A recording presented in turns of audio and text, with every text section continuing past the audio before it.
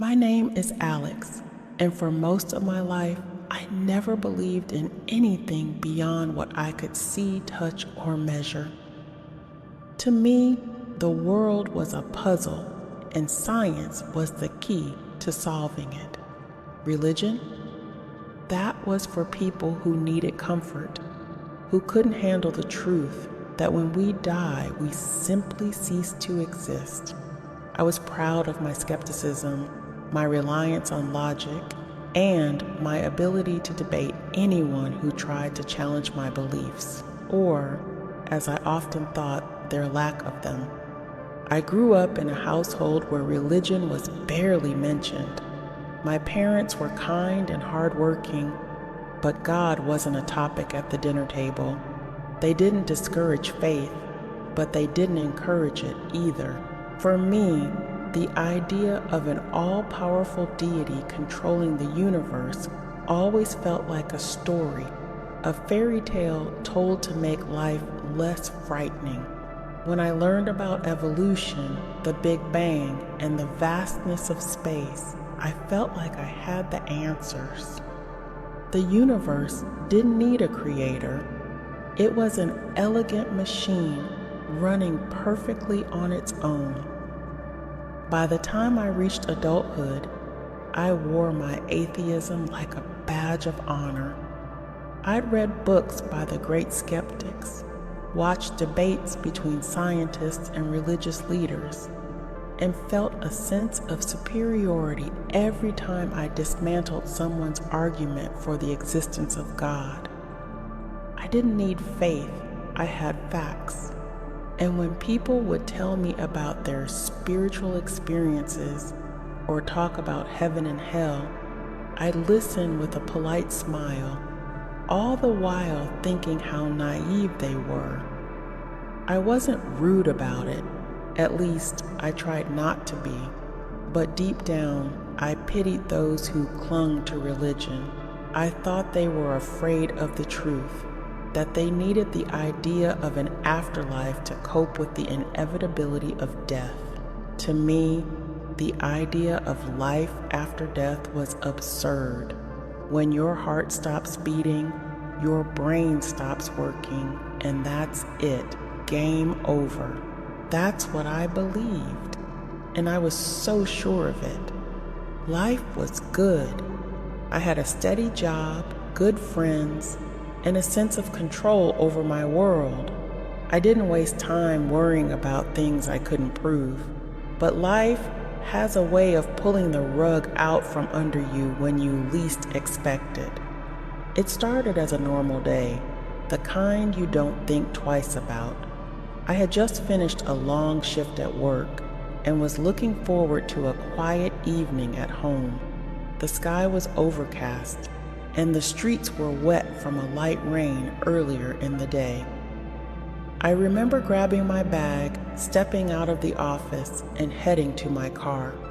It was routine, uneventful, until it wasn't. The next thing I remember is the blaring sound of a car horn and a flash of headlights. It happened so fast. One moment, I was crossing the parking lot. The next, I was on the ground. A car had hit me. I felt the impact, a jarring pain that shot through my body like electricity. The world spun and everything went dark. When I came to, I was lying on the pavement. I could hear voices around me, panicked, urgent. Someone was shouting for an ambulance. My body felt heavy, like it wasn't entirely mine. I tried to move, but the pain was overwhelming. My vision blurred, and my thoughts grew hazy. I remember thinking, this is bad, really bad.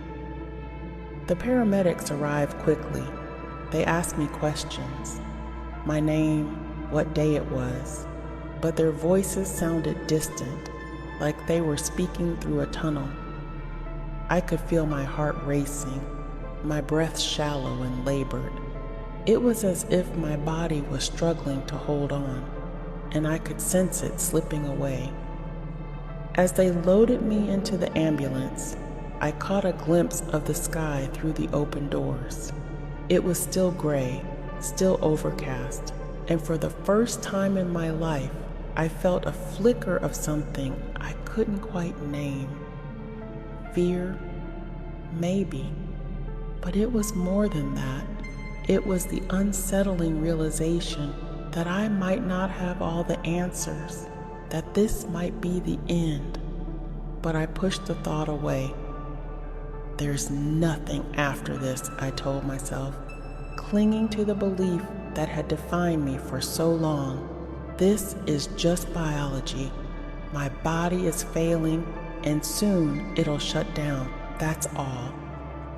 The ambulance ride was a blur of flashing lights and muffled voices.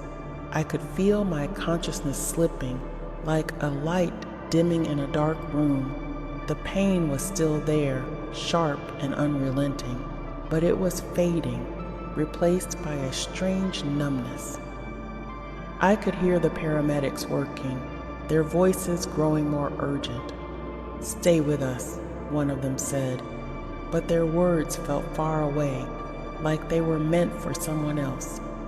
Then it happened. My vision tunneled, the edges of the world closing in until there was nothing but darkness. My body felt lighter, almost weightless, as if I were shedding it like an old coat. And in that moment, I realized something that sent a chill through me. I wasn't afraid, not in the way I thought I'd be, but I wasn't at peace either. I was confused, disoriented, and overwhelmed by a sense that something was about to happen, something I couldn't explain. And then, just like that, I was gone.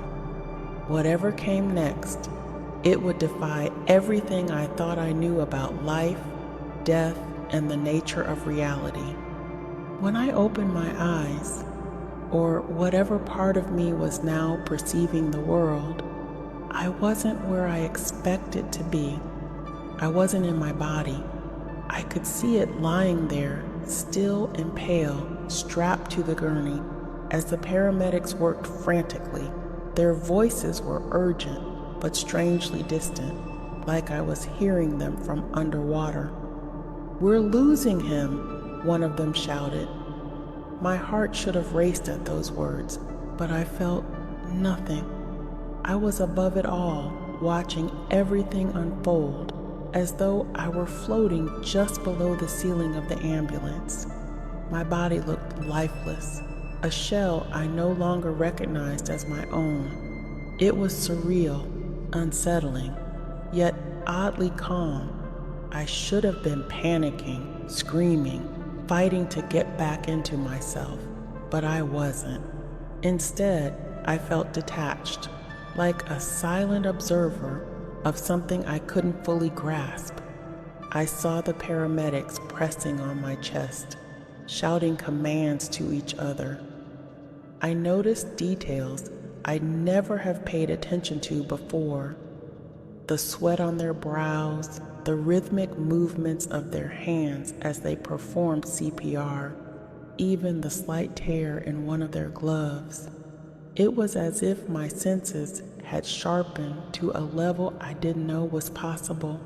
I could see everything so clearly, yet I couldn't touch anything, couldn't interact. I was there, but not there. The ambulance jolted as it sped down the road, and for a moment my attention was drawn outside. I could see through the roof as though the material didn't exist. The streets, the trees, even the overcast sky, they all looked sharper, more vibrant than I'd ever noticed before, but I didn't feel connected to any of it. I was somewhere else entirely, caught between the world I'd always known and something else. Then I noticed something else, something I couldn't explain. A faint glow appeared in the distance. It wasn't coming from the ambulance or the streetlights. It was somewhere beyond, pulsing gently like a heartbeat. The light was soft, yet powerful, warm yet unfamiliar. It didn't blind me, but it drew my attention completely, as if nothing else existed. I couldn't explain it, but I felt it pulling me. I turned back to look at my body. The paramedics were still fighting to save me, their movements frantic. I wanted to call out to them, to tell them I was still here, but no sound came. It was like trying to speak in a dream, frustrating and futile. My eyes, or what I thought were my eyes, drifted to the light again. It was growing brighter, closer, as if it were reaching out to me. For the first time, I felt a flicker of fear. I didn't believe in an afterlife. I didn't believe in souls or spirits or anything beyond the physical world. Yet here I was, disembodied, watching my own body fade while this light, this unexplainable presence, called to me. What was it?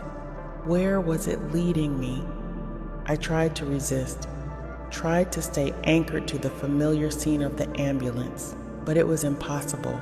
The light wasn't just calling me, it was pulling me like gravity. Every part of me, whatever me was now, felt drawn to it. There was no escaping it, no denying its power. It was as if the very fabric of my being was connected to this light, and I had no choice but to follow. As I moved closer, the world I had always known began to fade. The sounds of the paramedics, the hum of the ambulance, even the sight of my own body, all of it dissolved into the background. The light consumed everything, filling my vision with a warmth that wasn't just physical. It reached inside me, touching something deeper than I'd ever known. It wasn't comforting, not exactly. It was overwhelming, foreign, and yet, strangely, I didn't feel afraid anymore. The closer I got, the more the light seemed to envelop me, wrapping around me like a gentle but insistent embrace. It wasn't just light, it was presence. It felt alive, aware, and infinitely more real than anything I had ever experienced. My disbelief, my skepticism, my reliance on logic and reason, they felt so small, so inadequate in the face of this overwhelming reality. And then, just as I felt myself crossing fully into the light, I heard something, a faint whisper, a voice calling my name. It wasn't coming from the paramedics or anyone I knew. It was coming from the light itself, a voice that carried with it a sense of authority and compassion that shook me to my core. I didn't understand what was happening or what lay ahead, but I knew one thing for certain: nothing would ever be the same. The light was leading me somewhere, and whatever was on the other side would change everything I thought I knew about life, death, and the truth of existence. As I moved deeper into the light, the overwhelming sense of presence grew stronger. It wasn't just a light anymore. It was alive, aware, and all-encompassing. I felt exposed, as though every part of me, every thought I'd ever had, was laid bare before it. There was no hiding, no pretense, and for the first time in my life, I felt truly vulnerable. Then, out of the light, a figure began to emerge. At first, it was just a silhouette, but as it came closer, it took on a human form, clear, radiant, and commanding. I didn't need to ask who it was. Somehow, deep in my soul, I knew. It was Jesus, the figure I had dismissed as a myth, a relic of outdated belief systems, now stood before me with a presence so undeniable, so real, that it shattered every assumption I had ever made. My first reaction wasn't awe or reverence, it was disbelief. This couldn't be happening. This wasn't possible. I had spent my entire life rejecting the very idea of him, dismissing him as a product of human imagination, and yet there he was, standing before me, his eyes filled with a compassion that cut through every layer of doubt and pride I had built around myself. Before I could say anything, he spoke. His voice wasn't loud, but it carried an authority that shook me to my core. "Alex," he said, addressing me by name. "Who do you think I am?" The question hung in the air, simple yet impossibly heavy. I opened my mouth to respond, but no words came. What could I say? That I thought he was a fabrication? A story people clung to because they couldn't face the finality of death? None of that felt adequate in his presence. None of it felt true anymore. When I didn't answer, he spoke again. "What do you believe happens after death?" That question hit me even harder. I had always believed that death was the end, that consciousness ceased when the brain stopped functioning.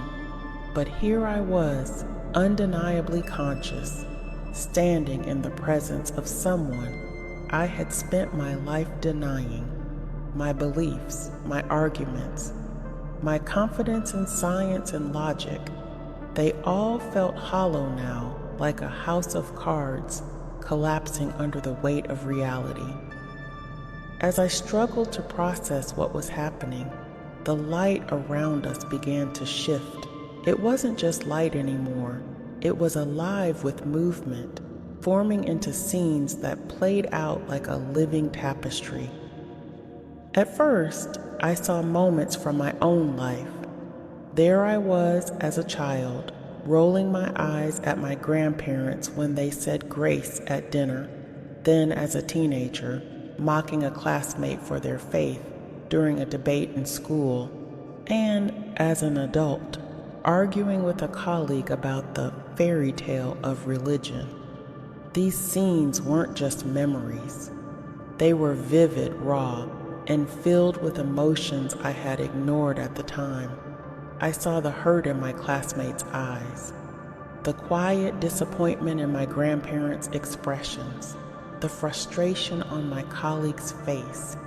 I had dismissed those moments as unimportant, but now they felt weighty, significant. I had prided myself on my intellect, but I had been blind to the impact my words and actions had on others.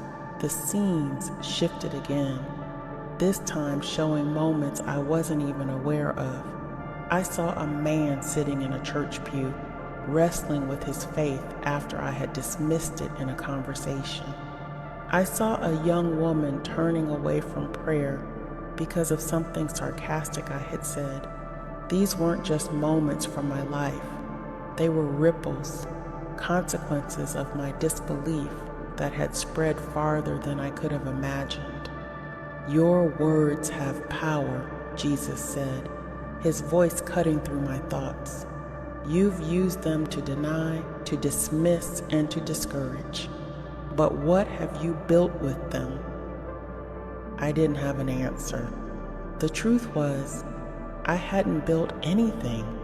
I had spent my life tearing down beliefs I didn't agree with, but I had never offered anything in their place. I had never considered what might happen to the people I left doubting, questioning, or hurt. The visions shifted again, this time showing something I couldn't comprehend. It was as if I were being shown the fabric of existence itself, threads of light and energy, each one connected to the others in ways that defied explanation.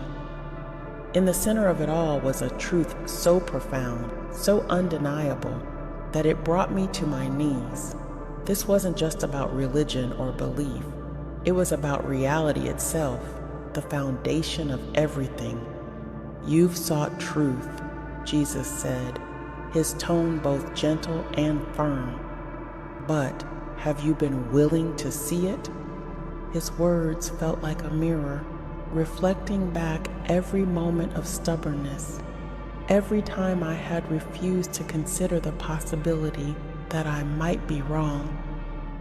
I had clung to my disbelief, not because I was certain, but because it was easier than confronting the unknown. Now, faced with a truth I couldn't deny, I realized how small my understanding had been. Jesus stepped closer, his presence overwhelming but not oppressive. "Alex," he said, his voice softening, "you've spent your life denying what you couldn't see.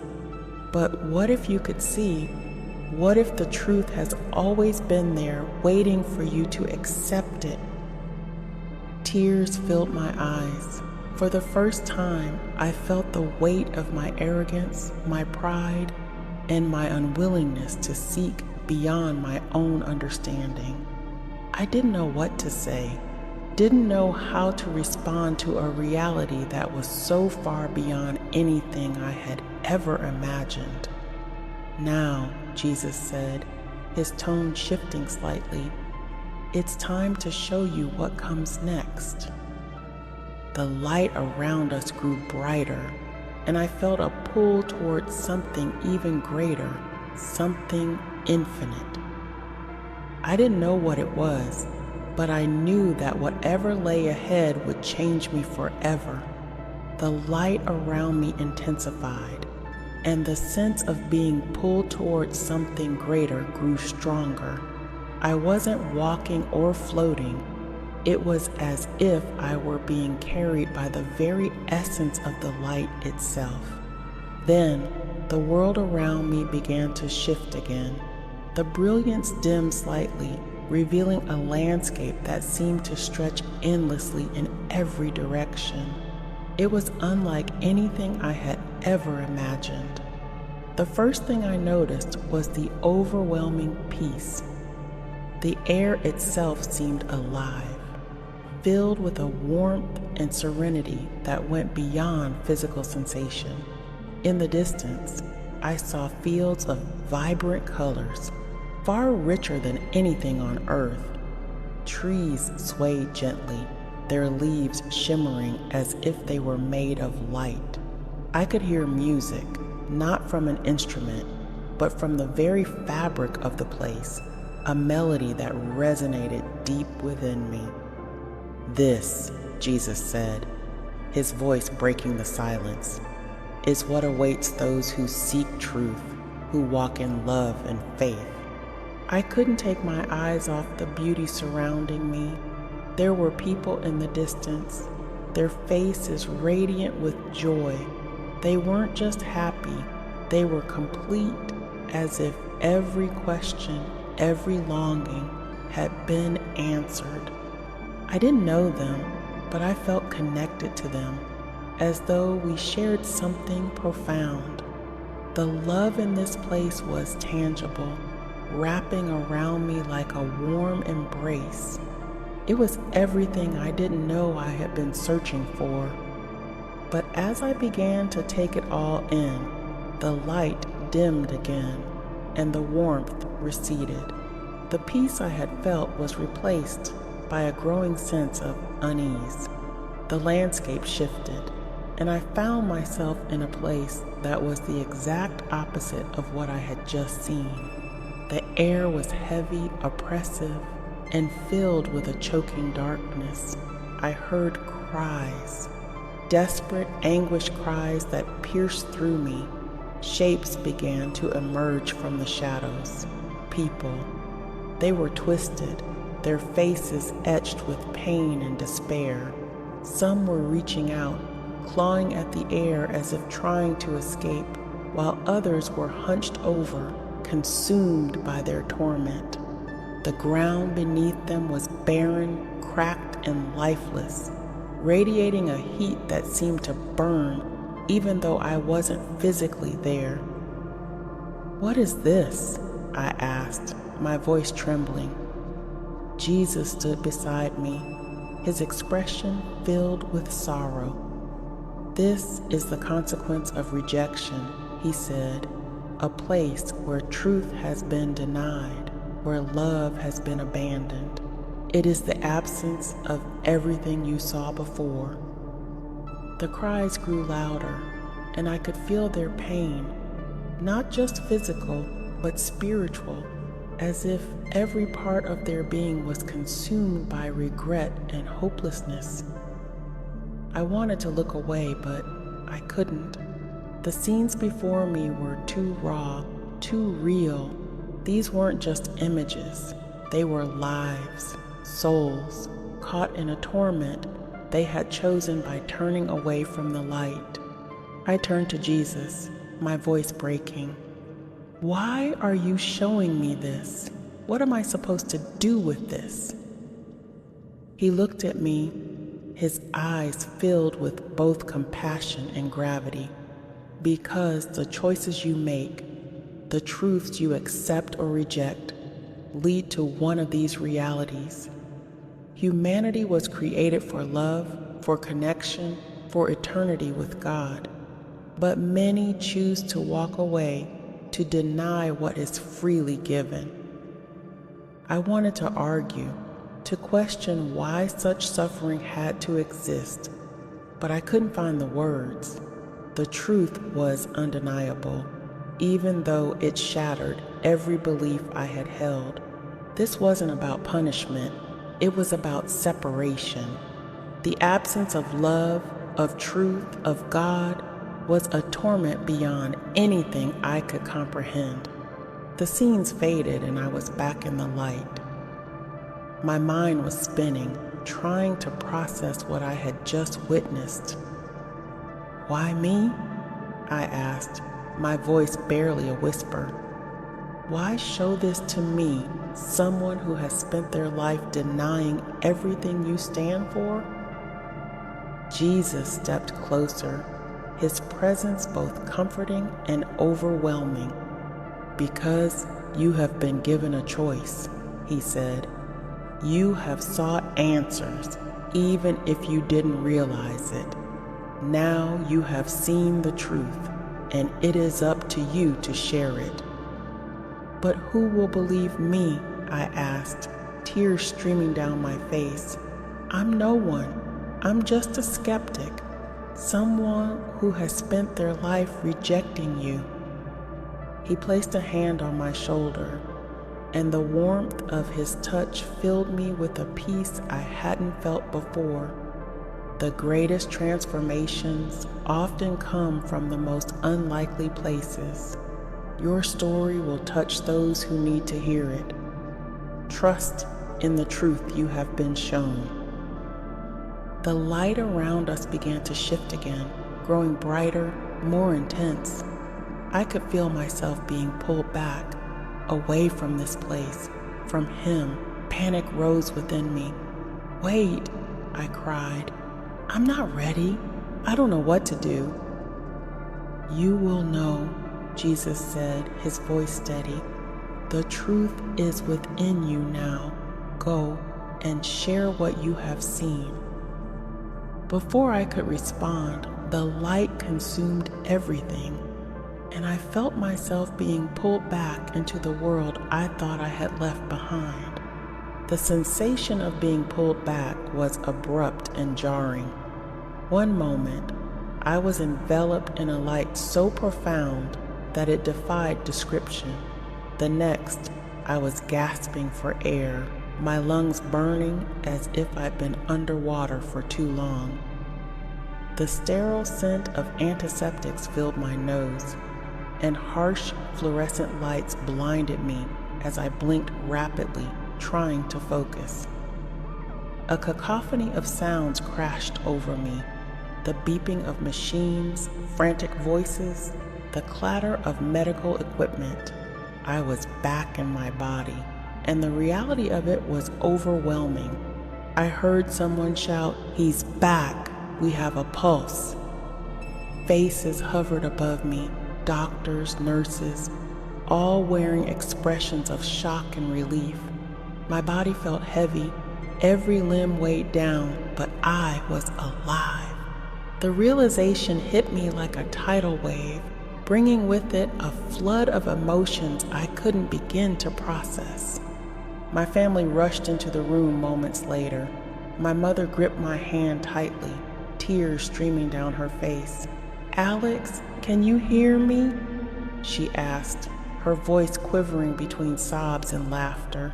My father stood behind her, his usual stoic demeanor shattered as he wiped away tears.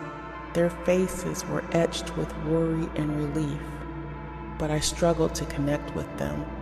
I was physically present, but my mind was elsewhere, grappling with the enormity of what I'd just experienced. The medical staff buzzed around me, checking vitals, adjusting machines, asking questions I could barely comprehend. "Do you know where you are? Can you tell me your name?" I answered mechanically, my voice barely above a whisper. Inside, a storm was raging. How could I explain to them, or even to myself, that everything I thought I knew was wrong? In the days that followed, I was discharged from the hospital to recover at home. Physically, I was healing, but mentally, I was a wreck. I spent hours staring at the ceiling, replaying the encounter with Jesus over and over in my mind. Sleep eluded me every time I closed my eyes. Vivid images of the visions I'd seen flooded back. I tried to rationalize it. Perhaps it was a hallucination, a byproduct of a dying brain deprived of oxygen. Maybe it was a dream, my subconscious stitching together fragments of thoughts and fears. But deep down, I knew it was more than that. It was real, more real than anything I'd ever experienced. The conflict within me grew each day. I had built my identity around skepticism, prided myself on my logical approach to life. Admitting that I'd been wrong felt like betraying who I was. I avoided phone calls and messages from friends, not ready to face their questions or their doubt. How could I expect them to believe me when I could barely believe it myself? One afternoon, my sister Sarah dropped by unannounced. She found me sitting in the dark, curtains drawn, a half-eaten meal cold on the table. "Alex, you're scaring me," she said softly. "Talk to me." I looked at her, seeing the genuine concern in her eyes. For a moment, I considered brushing her off, but the weight of solitude was too heavy to bear. "I don't know where to start," I admitted. "Start anywhere," she encouraged. Taking a deep breath, I began to tell her everything: the accident, the out-of-body experience, the encounter with Jesus, the visions of heaven and hell. As the words spilled out, tears I didn't know I was holding back began to flow. Sarah listened intently, never interrupting, her expression a mix of shock and empathy. When I finished, there was a long silence. Finally, she reached out and took my hand. "I believe you," she said simply. Those 3 words were a lifeline. "You do?" I whispered, my voice barely audible. She nodded. "I don't understand it all, but I can see how much it's affecting you, and I want to help." With her support, I found the courage to take the next step. I reached out to a local church and set up a meeting with Pastor Michael. Walking into his office, I felt like an imposter, but he greeted me warmly. As I recounted my story once more, he listened without judgment, his eyes reflecting compassion and understanding. "Experiences like yours are profound," he said gently. "They challenge us, shake us to our core, but they can also be the start of something beautiful." I began attending services, cautiously at first. The hymns, the prayers, the sense of community, it was all new to me. But instead of feeling out of place, I felt a strange sense of belonging. The teachings of Jesus, which I had once dismissed without a second thought, resonated deeply. Love, forgiveness, redemption. They weren't just words anymore, they were possibilities. Telling my friends was another hurdle. Some reacted with skepticism, others with outright disbelief. "You've changed, man," my friend Mark said during a tense conversation. "This isn't like you." "You're right," I replied. "It's not. But maybe that's a good thing." Not all reactions were negative. A few were curious, even open-minded. "Tell me more," one friend said. "I'm not saying I believe it, but I'm interested." My relationship with my family improved in ways I hadn't expected. Conversations with my parents became deeper, more meaningful. We discussed topics we'd never touched on before: faith, purpose, the afterlife. There was a newfound openness that brought us closer together. One evening, as we sat around the dinner table, my father cleared his throat. "I'm proud of you, Alex," he said quietly. I looked at him, surprised. "For what?" "For having the courage to seek the truth," he replied. "It's not easy to question everything you've known." His words struck a chord. The journey was far from easy, but it was necessary. I realized that embracing faith didn't mean abandoning reason. It meant accepting that there are realities beyond our understanding. Today, I share my story not to convince or convert, but to offer a perspective. If someone like me, an avowed atheist, can experience something so transformative, perhaps it opens a door for others to explore their own beliefs. If my journey resonates with you, I invite you to share your name in the comments.